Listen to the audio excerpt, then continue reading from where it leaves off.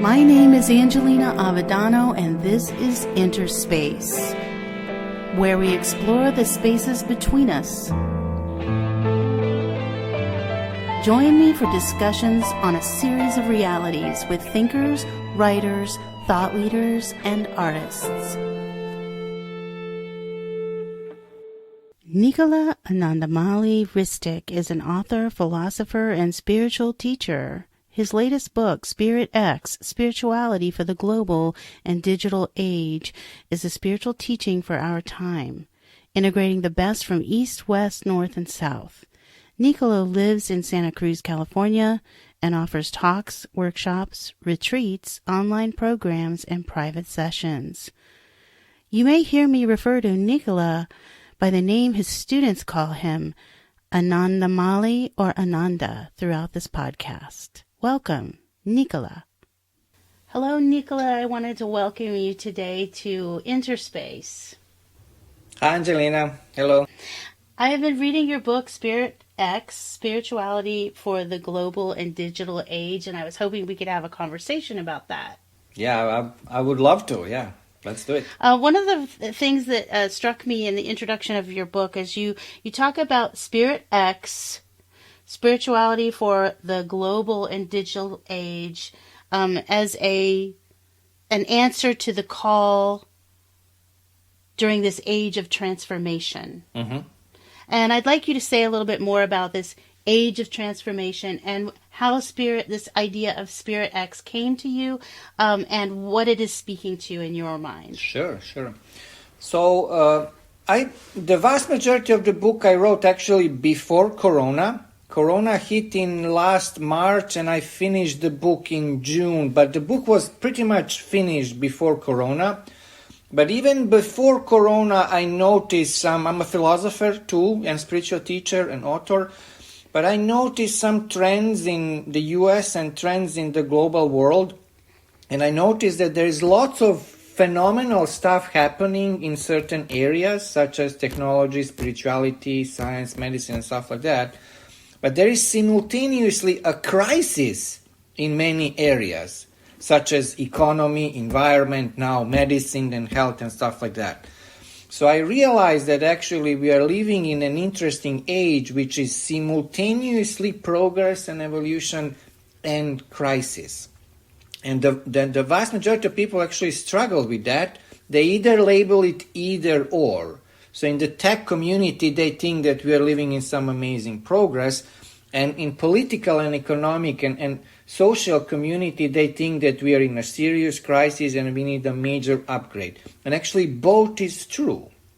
So what I realized with Spirit X, that we need an upgrade of our being to hold that complex situation, which I call the age of transformation.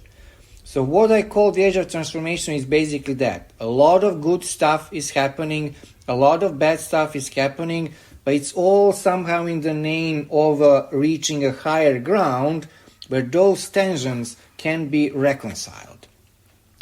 And Spirit X in that respect was an attempt that we upgrade our being, that we can live in accordance, in harmony and responsively with that age of transformation. Yeah, I like that you're having a conversation that brings together technology and the digital age with spirituality, which I think is actually pretty forward thinking. And I think, as you said, many of us oftentimes see these things as either or, progress or disintegration. And oftentimes I feel like in the conversations I'm having, individuals see technology as the problem and something that cannot be conducive to spiritual growth. So I'd like you to speak to that, because I think you're doing something quite innovative. Yeah, thank you. Yeah. So when I moved here to California in 2015, it was really a privileged position for an author, philosopher, and spiritual teacher to be here, because forms of spirituality in terms of East-West integration are very advanced here. So there's lots of teachers from the East, there's lots of practitioners from the East, there's lots of benefits from the Western legacies, science, technology, progressive culture, etc. So I came here and I basically observed, and a general trend in spiritual community was that is more ascetic towards technology. I don't need it, it's just messy, I'm spending too much time on social networks, technology is evil, we need to reach the purity of our being, science is messy and stuff like that. On the other hand, I also noticed another trend in California, which is more integral and holistic. So there are new ways of thinking and being emerging here and in the world globally, where people kind of put into more meaningful goals their life and life in general. So in that perspective, people are able to put together in a meaningful synthesis work, relationship, technology, spiritual enlightenment, etc. So there was those two trends. And I realized that the way of future is this more integral and holistic.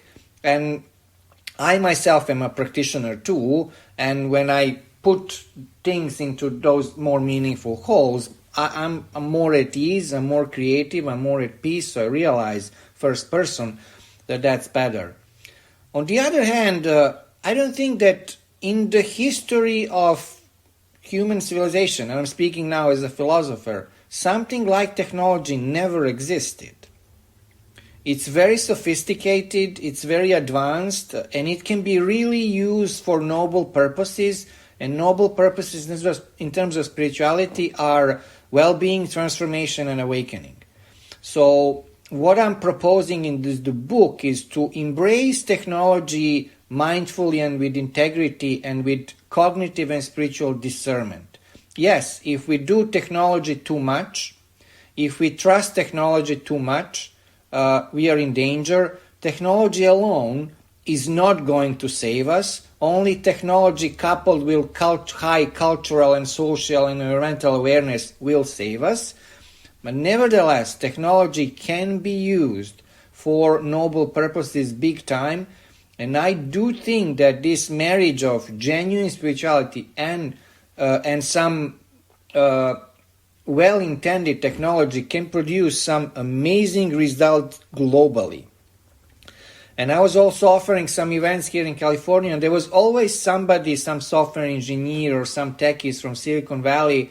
And I also realized that in that industry there is a kind of open-hearted, well-intended desire to make the world a better place, and they're really interested in spirituality. So within that industry, there is really an opportunity for that industry to become more spiritual. But just technology as a vehicle has a tremendous spiritual potential. I think we should honor that. It's a little bit playing with fire, but everything is playing with fire. But I think nowadays spiritual practitioners, if they don't include technology one way or another, they're basically missing a big chance. Yes, absolutely. I think this is a really interesting way to move into this next era. Yeah. But I wonder, could you tell me a little bit about how you came to this point, to be in California, to be doing this work, and what was a little bit of the arc of your path? We're not going to get your whole life story, but the arc of your journey to bring you to this place to write this book. Could you tell me a little bit about that? So the journey towards spirituality, yeah. So I started my spiritual contemplative journey implicitly, I would say, when I started studying Western philosophy back in the 90s in former Yugoslavia, in Serbia. Before that, I was a regular child, but I was also a little bit of a special child. I always had some spiritual experiences and meditative experiences and stuff like that, but I just didn't have a framework to put that. And when I stumbled upon Western philosophy, I was like, okay, that's it. So in Spirit X, there is a little bit of philosophy. It's a kind of, I would say, it's a popular philosophy that everybody can understand, but it's among other stuff, a philosophical book. As I studied philosophy, I realized that the mind is great, but that the mind cannot reach ultimate reality. So that's how my spiritual meditative journey started, and that picked up really in the US. US been very good for me spiritually because it is a scene when a lot of spiritual teachings are present, and America is actually very strong spiritually. People are not giving America credit, but America is a genuine place where new Eastern and Western tendencies are meeting in a very harmonious way. And I felt very grateful that I spent 21, 22 years of my life, late life, in the US. So Spirit X is, among other stuff, a spiritual book that offers some modern techniques for spiritual to go deeper and discover their true self. And I also enjoyed writing, so Spirit X is clear. So I had the idea of Spirit X for a while. It kind of occurred around 2016, and I held several retreats under that title, and I also offer series of workshops, Spirit X, and it was great. I mean, really, practitioners were great. It was very creative, but I couldn't find a way to stick the whole teaching together. And at some point I realized, wow, I just need to write a book, because book keeps everything together much better than events or videos or programs and stuff like that. So at some point, it was October 2018, I was like, okay, I'm going to write a book. It's going to be Spirit X, a little bit based on those retreats and events that I offered. And as I started writing, I just started really enjoying the process, and I realized that this author voice and author part of me was waiting for a very long time to be expressed. So I'm actually so happy that I sat and wrote the book, and that I included that author component into my offering to the world. But I would say two major streams that produced Spirit X were philosophy, spirituality, and my desire and preference to be on the frontier of the evolution and to try to put things together in a kind of holistic and integral way. I really think that the future is holistic and integral if it's a good future, meaning that we are going to reach a higher ground of a more meaningful and better synthesis of various stuff. And on that higher ground, those tensions and contradictions that we are experiencing right now globally are going to be kind of resolved spontaneously. And my desire with Spirit X was that Spirit X contributes to that philosophically and spiritually, that we reach that higher ground, we see universe and ourselves differently and just say, wow, we've been quarreling about nothing, here is what we do. So that's the story behind Spirit X. Well, I hope we do get to that resolution that you are describing. That would be a wonderful day, and I hope I live to see it. Yeah. But as you were talking about the author relationship, I was thinking about your advice here and your desire for the way that people would approach the book. And I wanted to read from the book here, from the beginning here in the introduction, because as a professor of philosophy that you mentioned, that you were a professor for many years, and you had many conversations and dialogues about the mind. Oh, yeah. And this work is rooted in that, but then bridges with spirituality. And here in your introduction, you say, my wish is that the reader reads this book not necessarily with the mind, but with the heart, with one's whole being, as we are approaching a trans-rational and trans-egoic age. Reading a book with an open heart and full being is becoming the new way of reading. So I'm really intrigued by this, because I think as you were talking about this evolution, that this kind of reading and this kind of being is really important. Could you say a little bit more about this? Yeah, sure. So, I mean, I appreciate mind. You know that. You met me at a philosopher stage, and I think mind is great. But mind has limitations, especially this dualistic mind that we are all caught up in. There is also a synthetic mind that kind of puts everything into more meaningful whole, and which is not that either or. So to mind there are layers and there is a development too. But nevertheless, mind alone cannot take you to the core of your being, to the heart of your being, to the true self, to the call of reality, to the ultimate reality. So mind has to be transcended and included.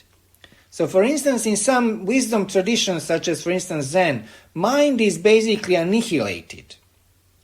It's just labeled, you just repress the mind. And in modern days, we know that some sort of repressings are not good. They kind of pop up as shadow and stuff like that. That's why we have a psychoanalysis. But my wish for the mankind and my wish for the Spirit X is to contribute to trans-egoic evolution. So from a spiritual standpoint, the problem is pretty simple. We have way too many egos in the world. And when you have made too many egos in the world, there's so many clashes in the world. So as we go trans-egoically, individually, collectively, we are going to be more responsive and less reactive with the world, with each other. So my desire is that in the future we live more trans-egoically. And what that means for reading is that you read it with the mind. And that's why I structured the book this way. So the book is structured very, you probably notice, non-linearly. So there is 69 principles, and the book is a series of actually fairly short fragments around certain topics and stuff like that. But I envision the book that each fragment is a kind of doorway to deeper dimension of our being in reality. So when I was envisioning a reader reading, is that a reader reads a little bit and then stops and then do some, pause or whatever, and then reads again and then do a little bit of experiential spiritual stuff. So there is a interplay between mind and heart, or reads the book and goes exercises and come back to read the book. So the vast majority are actually readers that are reading book at this point that I'm in touch with. They're combining it actually with meditation. So they usually say, I read your book, 1 or 2 principles, and then I meditate. And then I read book again or whatever. And that's actually exactly what I wanted. So far it's working.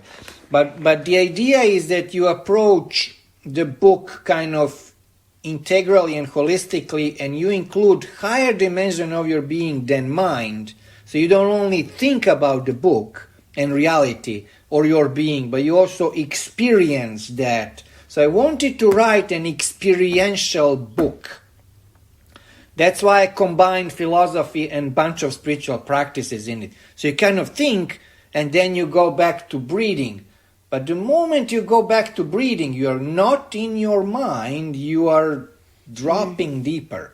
So my desire with the book to play with my mind and deeper dimension, and so far from what people are confessing, it's working. Yes. You talk about these, you kind of have these different segments of the book, and you have Spirit X 1.0, Spirit X 2.0, and this first part of the book is exactly what you said, the experiential global synthesis of spirituality tailored for the global practitioner. So this is a practice, something that people can incorporate in their lives on a daily basis to help encourage a process of self-discovery. Is that yes? Is that what? Am I understanding that correctly? Yeah, absolutely. And then the second part of the book you say is a more advanced level teaching the ways and codes. And what was your intention for this part of the book? Yeah, so my intention with Spirit X 1.0 and 2.0 was I wanted to create a kind of something like a system, because that's what book and teachings are about. But I also wanted to leave it open that it can also evolve as a teaching and as a response to the world. So I realized, I want this to change. I want people to tell me what they think, and when I write the next book, I'm going to include that. So I call that open-ended synthesis. So it's a kind of certain synthesis that holds reality and the self together, but it's also going to evolve into something bigger. So Spirit X is going to be different in 5 years than now. I'm sure I will add some more 3.0 on 4.0 and stuff like that. So my idea with 1.0 and 2.0 was to create kind of levels of spirituality.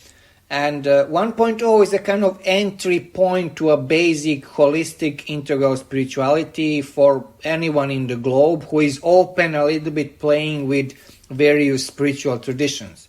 So it's for Christians who are open to some Buddhist concepts and practices.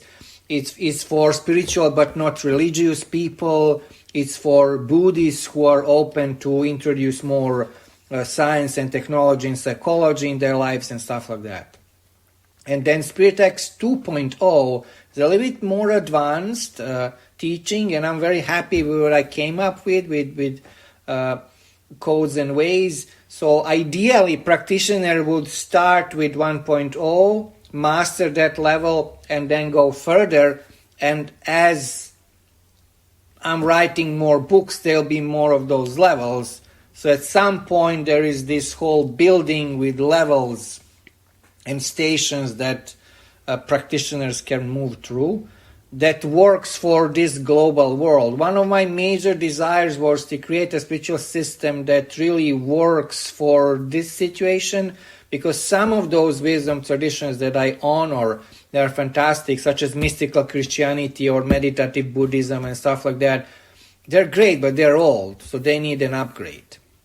So I love that language and what you're doing, because essentially when you're saying that you're going to update your spiritual, the spiritual wisdom in 5 years, it really follows the technological path. Yeah. Because we live in an age where those advances happen. We can't use a static spiritual model.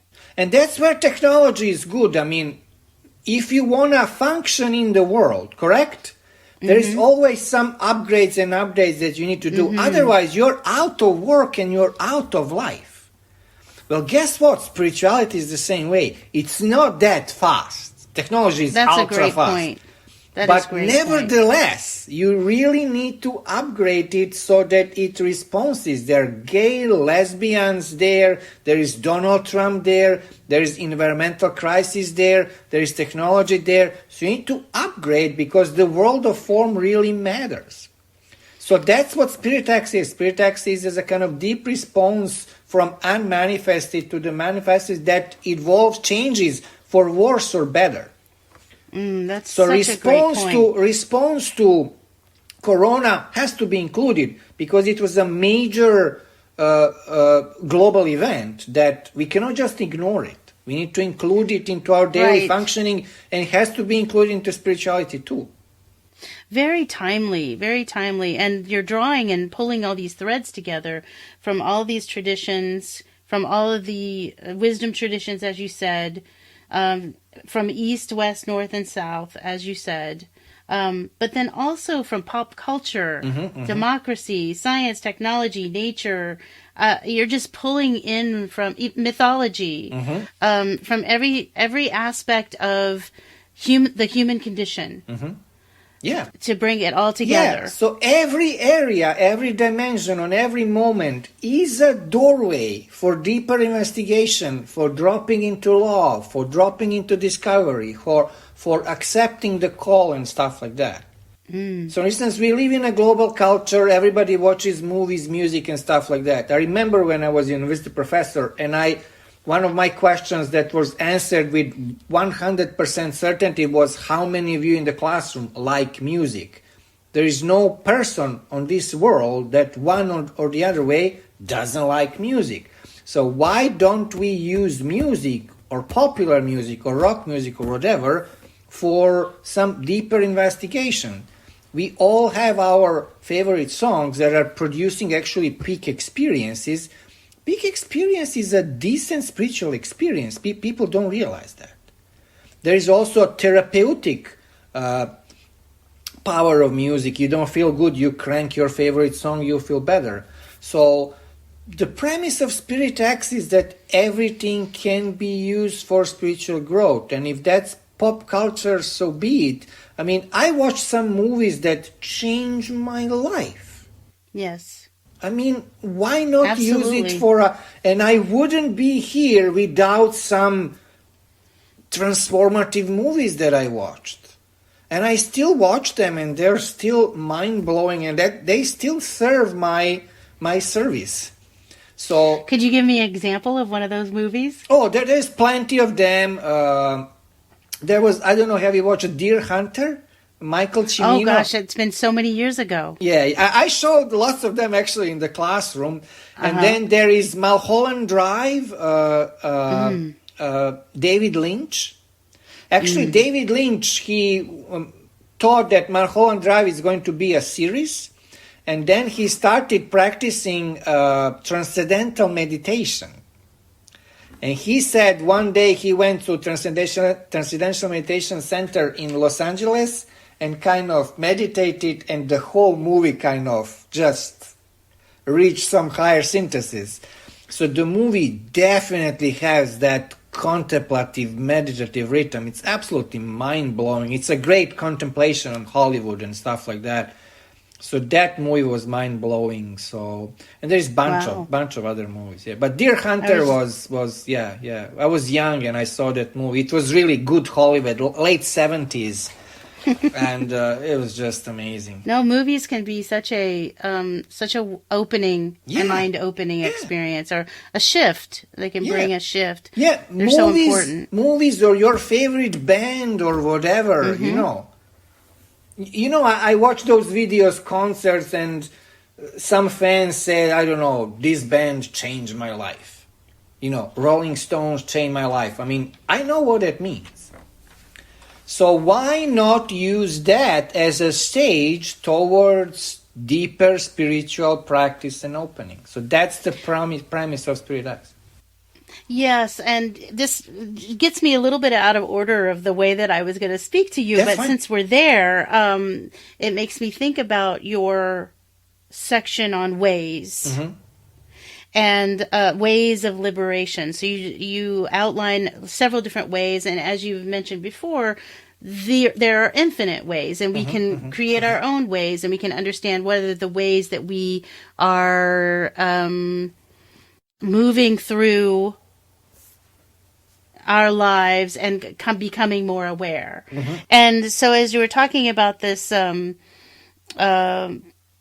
experience with music and of concerts and how you can be taken away by that, it reminds me of the section where you talk about the way of beauty, or the way of the spiritual muse, where I started to sense that those kind of ecstatic, those experiences that take you outside of yourself can become a way of recognizing, what shall we say, reality? Yeah, sure. Reality with capital R, yeah. Reality which is actually identical with our true self. That's the beauty of spiritual search. Is there are basically two basic philosophical questions and fundamental questions when it comes to human existence. Who am I? And what is the ultimate reality? What is this world about? It is a God or whatever. However, as Indian spirituality showed up, that's one and the same question. Because at the deepest depth of your being, you are one with reality and you're one with God. So Atman is Brahman. Ultimate reality is ultimate self. And everything else in Spirit X is a vehicle for that realization, or a way towards that realization. And so why don't we see life as a self-discovery or discovery of reality with capital R? So that's the premise there. Yeah, one of the things you say, which I thought it really captured my attention, is ways are actually journeyless journeys and rideless rides.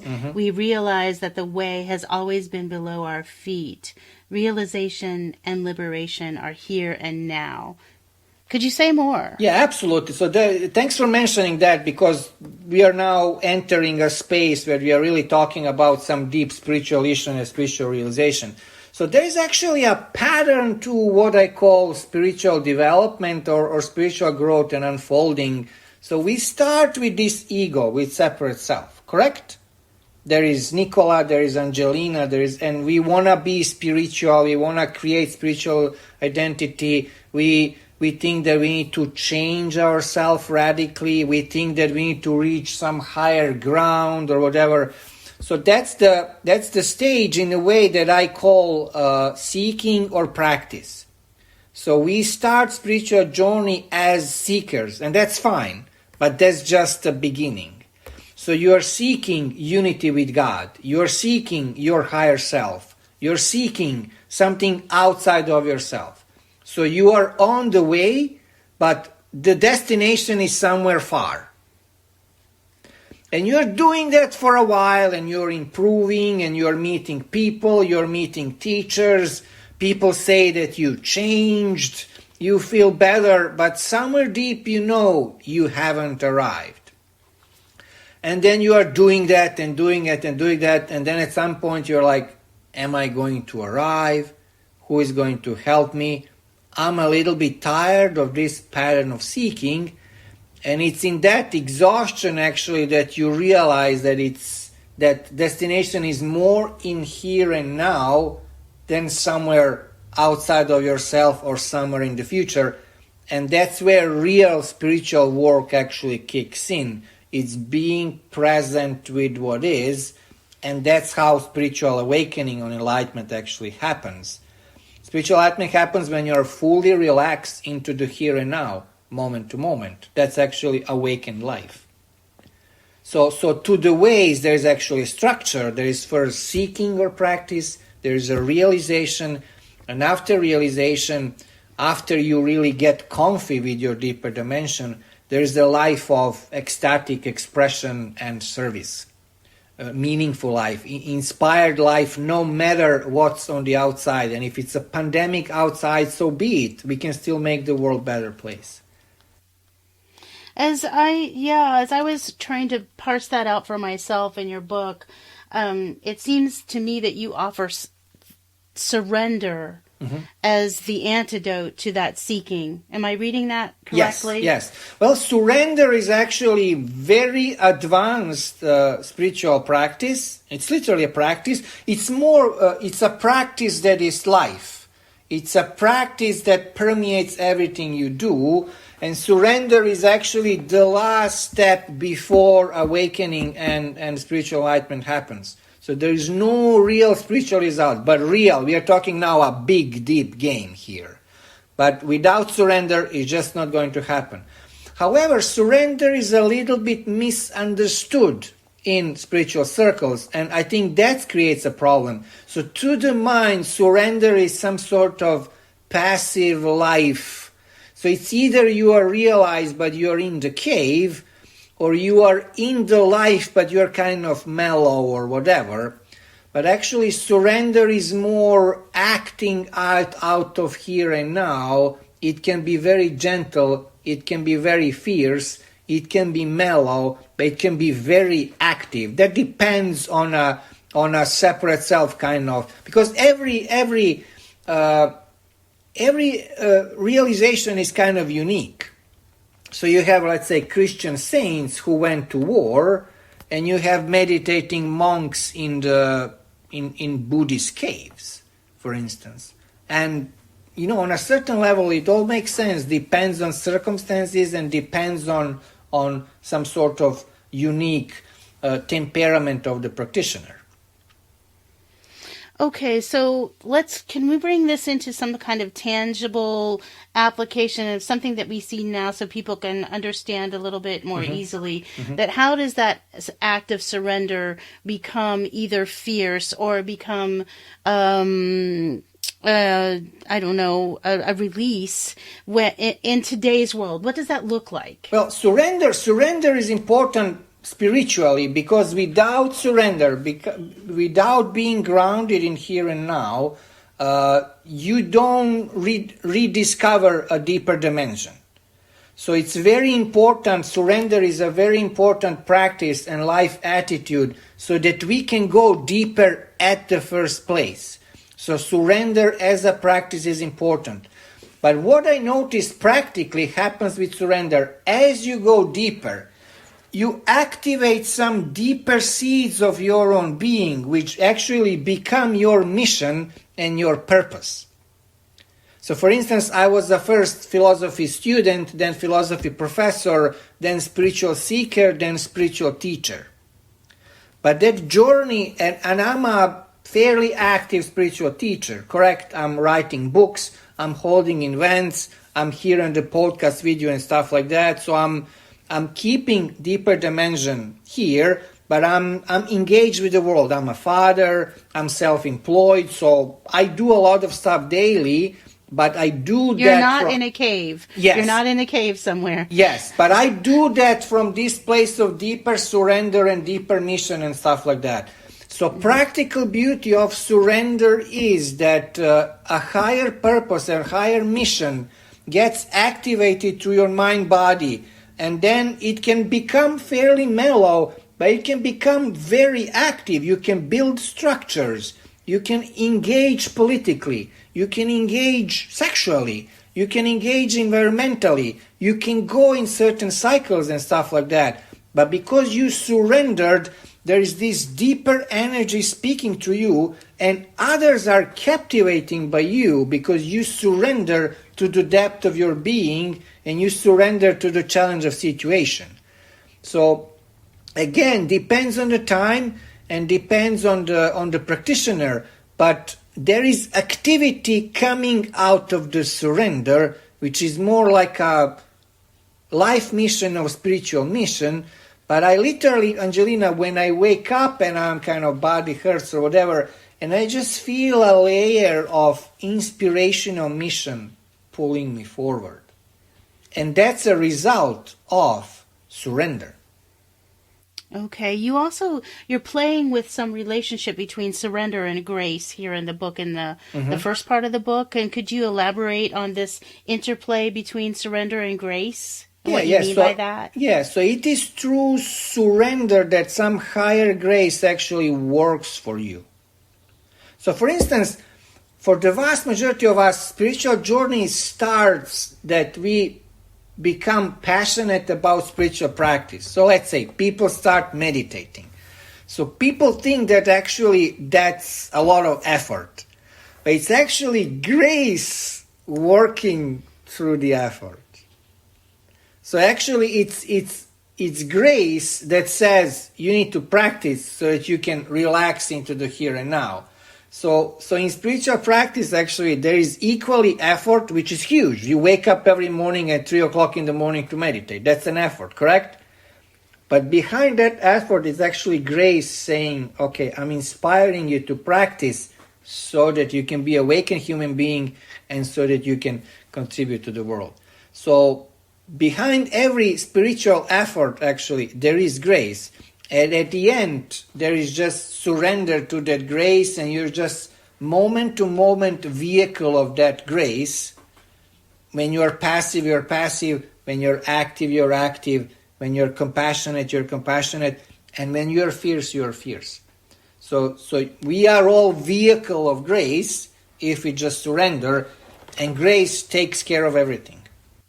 And if we are a vehicle of grace, Ananda, then are you saying that is coming from the divine, or that we are the divine? Those are one and the same. What is that coming? Is it ourselves, our higher selves, something, something else? Yeah, I would use grace in this particular conversation. It's like a divine spark, like a divine creative energy, divine creative impulse working through that. And I have to tell you, when I wrote that book, there was lots of grace. There was lots of divine inspiration daily available to me for a year and a half, and I'm so grateful for it. But it felt that it's not coming from me, Angelina.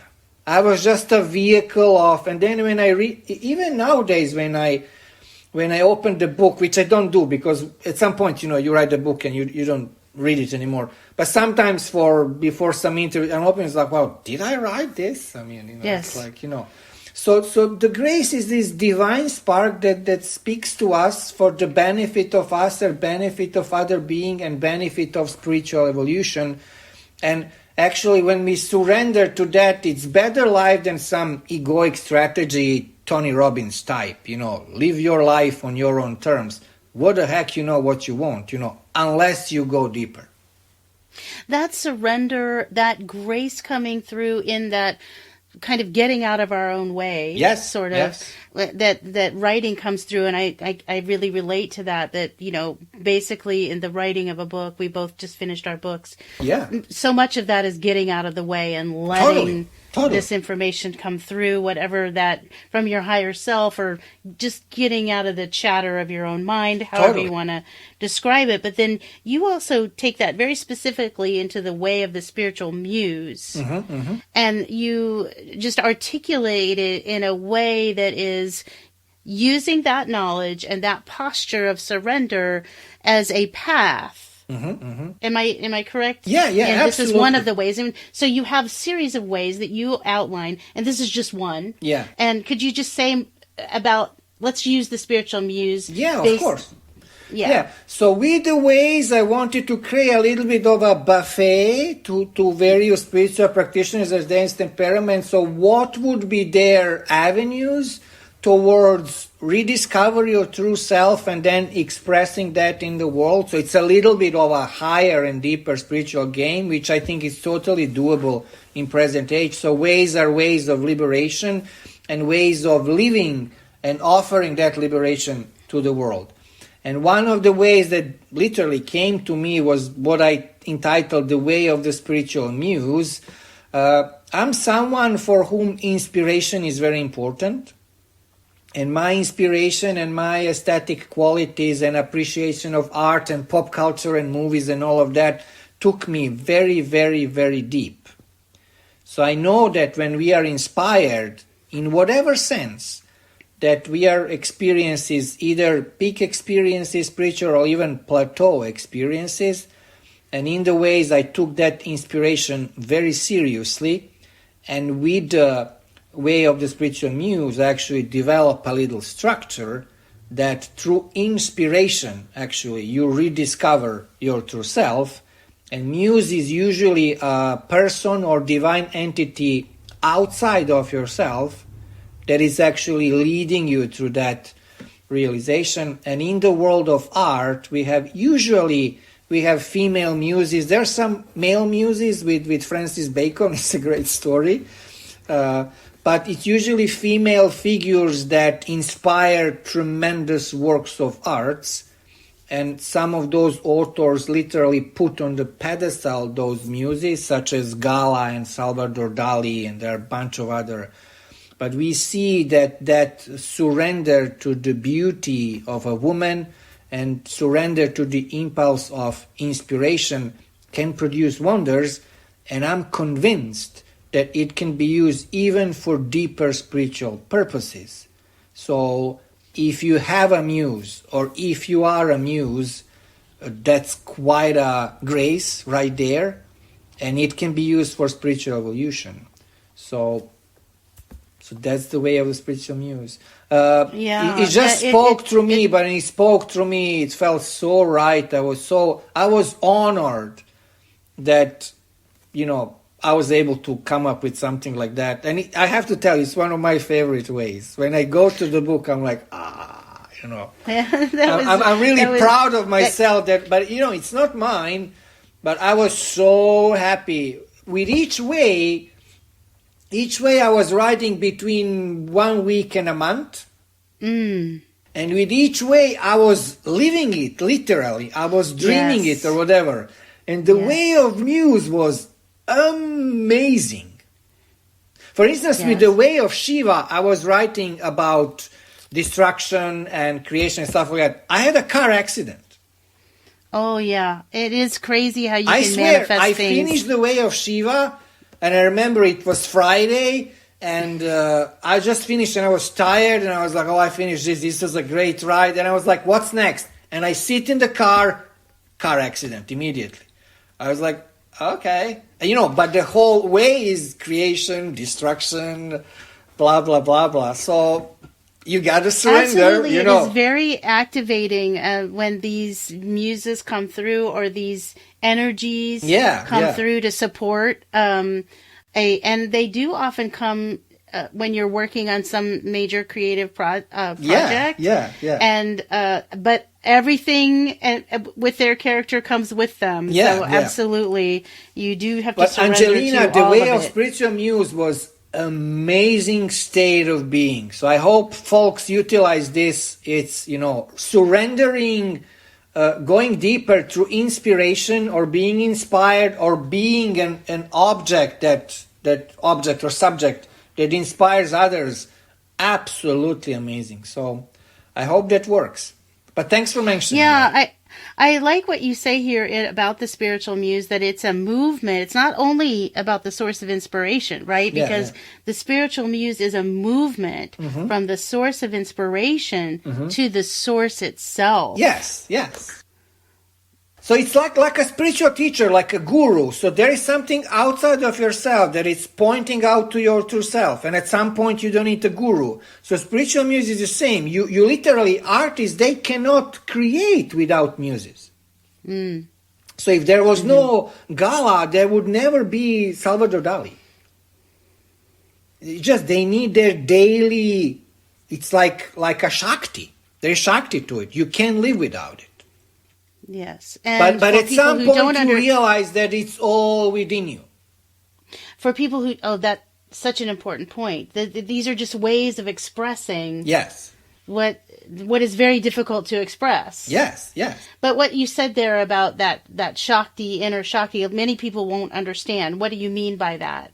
Yeah, so Shakti is a creative energy that makes you live, that makes you move, that makes you, for artists, that makes you really create. Because artists, I know a lot of writers, they drink because, that's how you move the Shakti. But there are other ways to move the Shakti, if that makes sense, But for a lot of artists, they need that lady next to them to give them that energy, that beauty, that source that they don't have. Actually, they do, but they don't realize they do. So it's a kind of duality. But at some point, if the muse does the things right, and if the process is right, you realize that within you have that abundant, endless, and infinite creative impulse that can move mountains. And that's the end of the way of creative muse. You are grateful for the muse, but you are like, and muse can be still there. It's just that you are not almost addicted to it. Yes. You don't, it's like you said, the guru, you don't need Yeah. to go through that path. It's not that it wasn't valuable and it didn't serve its purpose in its time. Yeah. But that really wasn't the end of the story. Yes. I mean, I'm still in touch with my teacher. He's still my teacher. I see him as a disciple and I see him as a friend. And, our wives are friends, our children are friends. But he's still my teacher. But the whole dynamics is very different than 10 years ago than we met. So I still appreciate him. I love him. He's still helping me. But I have so many resources within him. I still need him to an extent, but it's not this desperate need. And so as we move through the book, and ways are these paths of liberation, ways of realizing the self or freeing the self or recognizing the potential within oneself. Then you move to codes, which is what I kind of took from it, and hopefully you'll help me unpack it a little.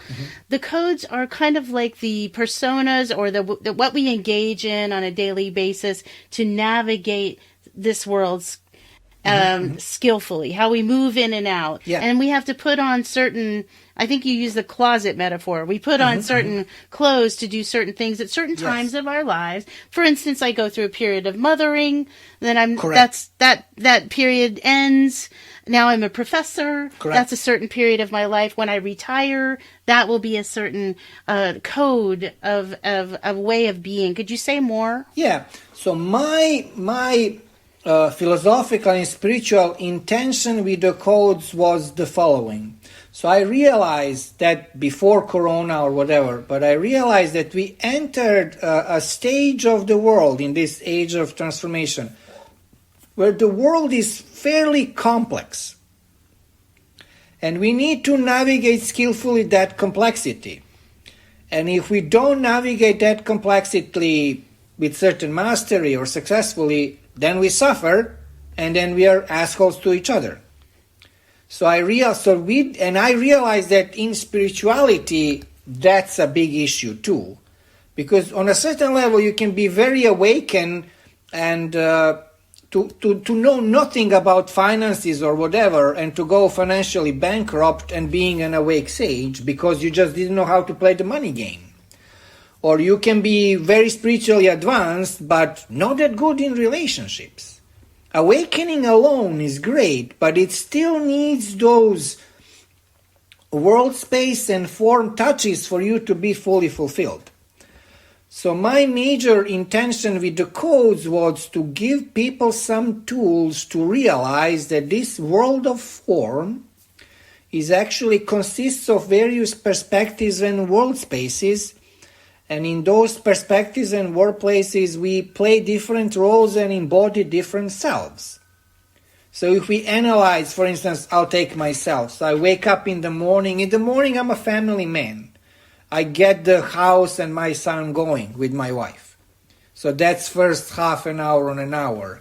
And then I move more in a kind of business, spiritual, entrepreneur kind of mode. And then usually on daily basis, I have clients or students or some groups that I'm helping. So I'm really in a kind of helper mode or whatever. So within the day, there is a father role, husband role, hopefully a lover role, helper role, writer role, entrepreneur role, spiritual teacher role, and stuff like that. And I'm talking about, it's not even 24 hours, it's 18 hours. So within those roles, there are various world spaces. So the world space of family is different than the world space of, being self-employed. Or for you, you wake up, there is mothering or whatever, and then when you go, the moment you go to university, that's a totally different world space, and that's a different Angelina, and that's a different code of being. So codes are very simple. They enact or activate sense of self and sense of the world. So let's say you are going to grad school, something that we both went through. So the code would be graduate student self, and the sense of the world is that the world is a university. We are learning, we are achieving, and once we get a degree, we drop that code, and the code is different. So I realized that any successful spiritual system globally has to play a little bit with those role and wall spaces. And then with codes, I try to do that really lightly and playfully, to be honest. I don't know did I succeed or not, but my attempt was to make a very light, playful game out of it rather than some heavy responsibility and stuff like that. No, I think you did that with the, in particular, I wanted to take a couple of codes and have you talk about them so that people would understand what you meant. And the two that I chose, and I'm happy to do whatever you want to talk about, but the two that I chose was the player code. Okay, very good, yeah. And the hacker code. I thought we should talk about those. Yeah. Because of this playfulness, because when I read player code, I'm thinking player. Like manipulator. Right. The player. But yeah. The player. But that's not what you meant. You were really talking about this more like fun, embracing of life, the spontaneity and creativity, mystery, and just like being all in. Like, let's do this kind of thing. So what do you mean then when you say the player code? When do we see that showing up? Yeah, so each code I approached a little bit spiritually too, because it was kind of... So what I noticed about players... So for instance, I remember when I was playing basketball as a young man, so it would start and kind of feel hard, and then you get what athletes call in the zone. Mm-hmm. And things just happen, and it's not you that is doing. There is some sort. So those are states of flow. There is quite a bit of research nowadays, and it's something that I consider to be not the highest spiritual state of being, but it's very important to experience those. So the player code is that actually you introduce that kind of creative spontaneity into your daily life, into what you do. The good example are jazz musicians. So they kind of start, playing certain song, and then there's a stage when they improvise. And people who experience jazz usually say that that part that was improvisation was better than when they were playing actually out of structure. So the player code is you basically start with the structure, start with the skill, but then you move into some spontaneous ways of being and doing, which is very inspired, very light, very divine or whatever. And that can be done with pretty much everything.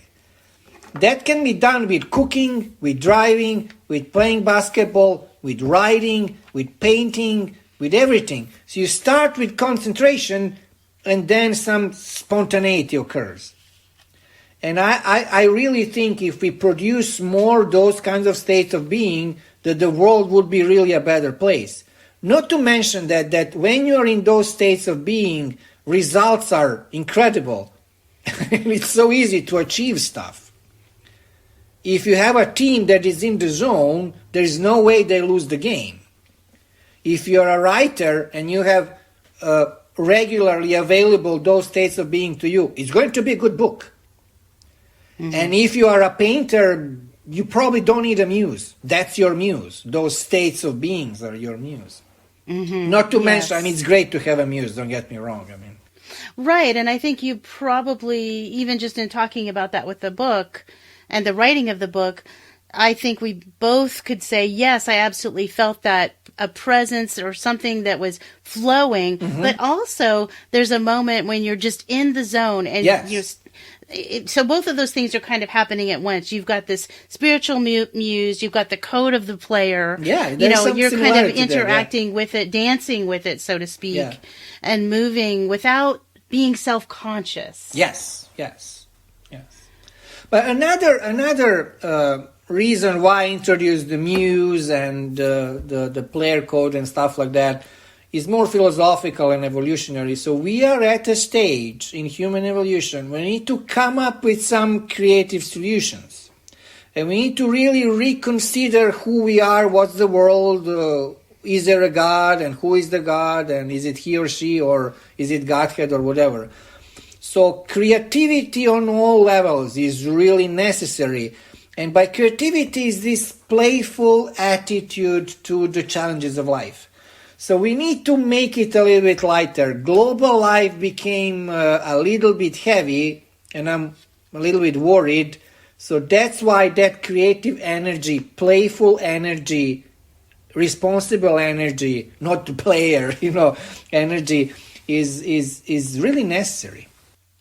You mentioned in this discussion about the player code, you said it's not without the dark side, indicating that, we're going to end up having to confront the unknown. Yeah. And I was just wondering if you wanted to say a little bit more about, because I'm assuming we could say this is an aspect of all of these energies that you're talking about. So with the player side, you are leaving a little bit of comfort zone. I mean, if you're a jazz musician, let's say you play jazz and you can improvise, but the audience can say, boo, just play your song, Or you can think that as a writer, you reach some states of flow and the audience says, listen, it's not a good book. What are you trying to do here? Just do your work, So in terms of results, it can be painful. And then in terms of where can that energy take you in your life, it's a risk.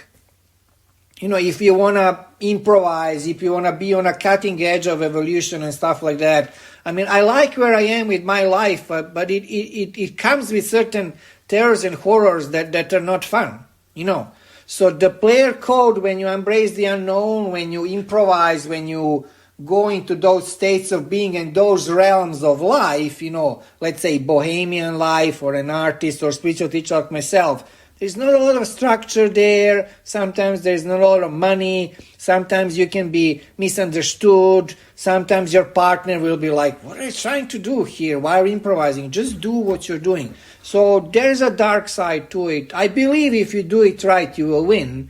But there are moments that are a little bit scary. But it's like that with everything. And when you just thinking about that, I want to move to the hacker code. Mm-hmm. And initially, my preconception when I saw that is it had to be a little bit negative, right? When I think of hacker, I'm thinking of someone who's kind of like Stealing. transgressive. Yeah. Transgressive in a way. They're a little bit of an outlaw. But that's not really what you were saying, is it? Yeah. Well, with the hacker code, I added some morality, integrity, and mindfulness to it. And with the hacker code is somebody who understands certain structures and can bring those structures, virtual or in real life, to another level. So you can hack your body and heal your body. You can hack culture and bring it to another level. There is a little bit of an post-convention energy. It's not necessarily a rebel, but it's like, wow, look at this guy. You know, there's a little bit of entrepreneurial energy to it. But hopefully, I think that hacker impulse, creative impulse, if we add morality, integrity, and mindfulness to it, can do really wonders in the world because we need creativity. Yeah, I think that's the theme here with the player and the hacker, and really throughout the book is if we're going to address the problems that we're facing in the world today, we're going to have to utilize every aspect of the human condition and bring that all to bear to look at these problems. We can't solve them outside of ourselves. Yeah. Is that what you're saying? Yeah. We basically need new models. Angelina, you know that. We need new model in education. We need better modeling for parenting. You know that. We desperately need new model in economy. However you want to call it, is it some post-capitalism or some new paradigm? But this late-stage capitalism is not working, and it's actually a dead game. We need new model in environment. We need tremendous creativity and invention and discipline to address this pandemic, which we still don't have. So we need new models of living and being in the world that are more productive just to respond to the challenges. And then when we respond to challenges, then we need to grow. So we are globally at a challenging moment and stage, and without creativity, we are not going to get out. We need new models. Whether you call them evolution, revolution, it doesn't matter. But we need new models of who we are and how do we live in the world. And that has to affect a lot of other areas in our life. When I wrote this book, I had basically 2 quotes as a prayer. There was just literally, I would sit in front of a computer and in front of the page, and there were 2 thoughts coming to me regularly for a year and a half. First thought was a famous quote by Thich Nhat Hanh saying that the next Buddha is the Sangha. Meaning that global spirituality is not going to be around some charismatic leaders or prophets, but it's going to be about a group of people that it's very aware, mindful, creative, and stuff like that. So next Buddha is the Sangha. So global spirituality is that we are all light that we own, rather than we project the light on Buddha, Jesus, Guru, spiritual teacher, and stuff like that. And the second quote that was coming to me was by American philosopher and inventor Buckminster Fuller, who was saying that if you want to change reality, you don't attack existing models, but you create models that make existing models obsolete. And for me, that was a huge inspiration for SpiritX. I wanted SpiritX to be this new model of spirituality that it's not pooping of other models, but it's just put those previous models into higher synthesis in a kind of reconciling manner, and people, by practicing this, actually create a better world. So in other words, we really desperately need new models, and spirituality is no exception. And SpiritX is my attempt to create something which might be called a new model in spirituality that really works in this global moment. In your work as a spiritual teacher, Ananda, how does this book help you to help individuals do that and bring that about in their own lives? Well, so the vast majority of people that work with me, whether individually or in groups, they either read the book or they are reading the book, and each time we meet, the book just pops up spontaneously. Whether I bring it or they bring it, so the book is already between me and my audience. So it's just, what I'm trying to do is just to make my audience bigger so that it can help more people.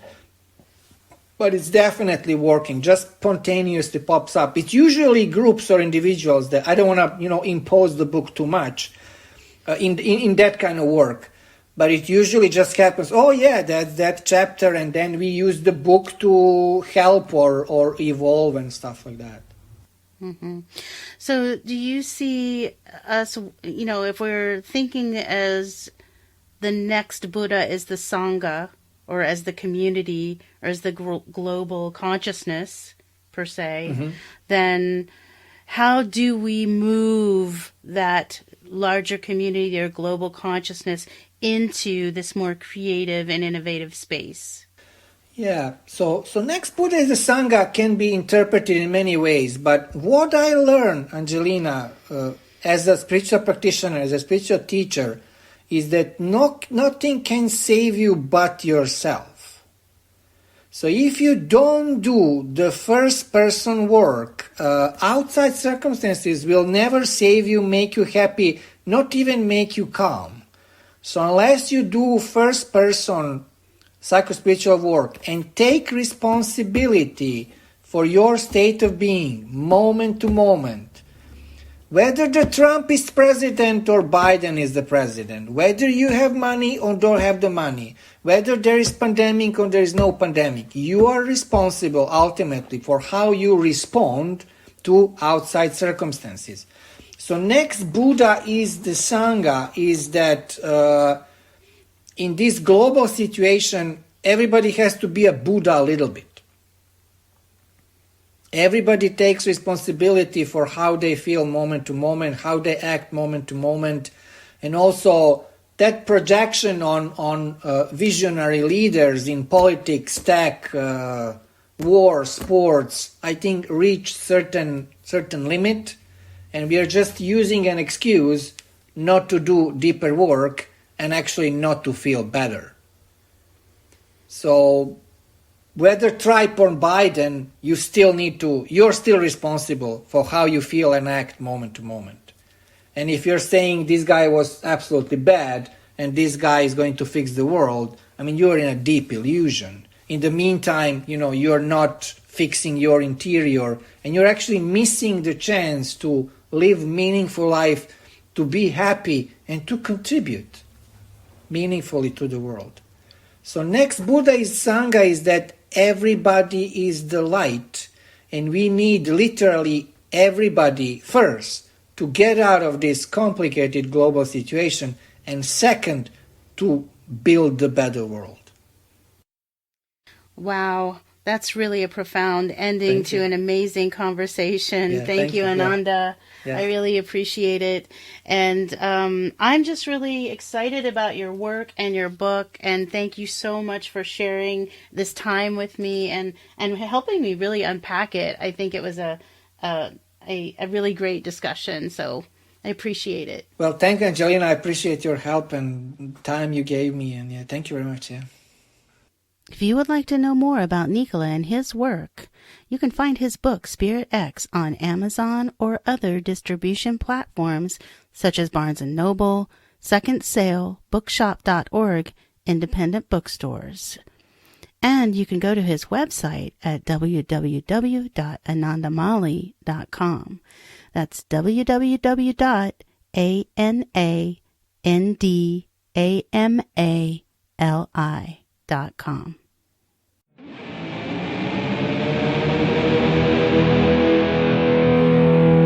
You have been listening to InterSpace with Angelina Avedano. My heartfelt gratitude and appreciation goes to my husband, David Needs, Senior Production Engineer. If you would like to learn more about me or my work, look for me on Facebook and Instagram, Dr. A. Avedano with Cicada Personal Metamorphosis. That's Cicada with a Y, C-Y-C-A-D-A. Or you can email me at dr.aavedano@gmail.com. Thanks for listening. This is Angelina reminding you that we're all connected.